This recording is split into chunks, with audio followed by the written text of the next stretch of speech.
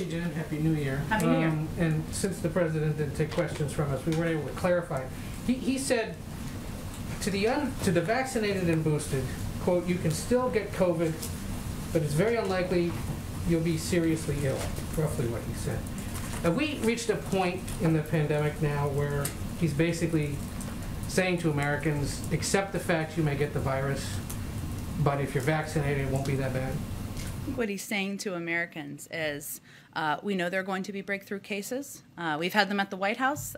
We are seeing them across the country, and certainly elevated rates of cases in certain communities across the country, including in Washington, D.C.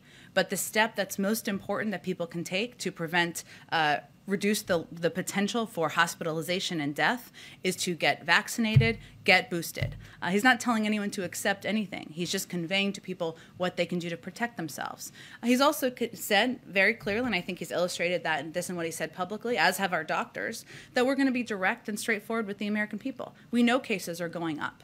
But we also know that if people are boosted, it is going to significantly reduce their potential to be hospitalized and certainly prevent to die. And that is what we're conveying to the public. Okay, so let's be straight here for a second. Cases are rising across the country.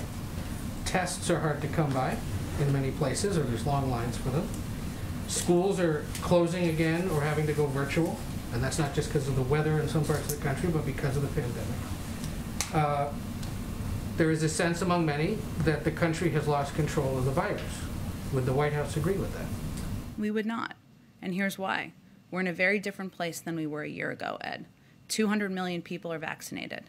Those are people who are protected, seriously protected from illness and death from the virus. We have also just purchased the largest over-the-counter purchase of tests in history, 500 million tests. That builds on the fact that we have already distributed 50 million tests back in December to rural health centers, to community health centers. The fact that we have 20,000 sites across the country where you can get free tests. The fact that next week people can get reimbursed for their tests, and we are going to continue to build on that. It also, on schools, I would say 97% of schools are open across the country, and the president wants school to be open. That's why months ago, even when people questioned his advocacy for this funding, he advocated for $130 million in the American Rescue Plan and $10 billion to cover testing, even when many people said that was not necessary and was not needed. That has all been distributed to states. If states have not used it, and some have not, and if school districts have not used it, now's the time to use it. So I would note that we have taken steps to prepare for any contingency, any moment, and we're working to implement and build on that from here.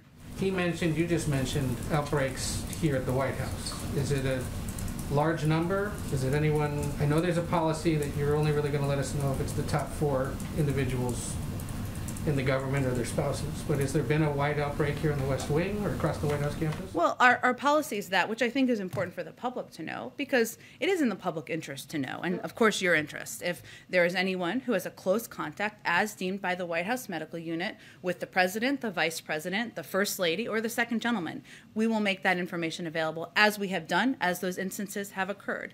And I was only conveying there are breakthrough cases here. There's 2,000 people who work on the White House complex, right?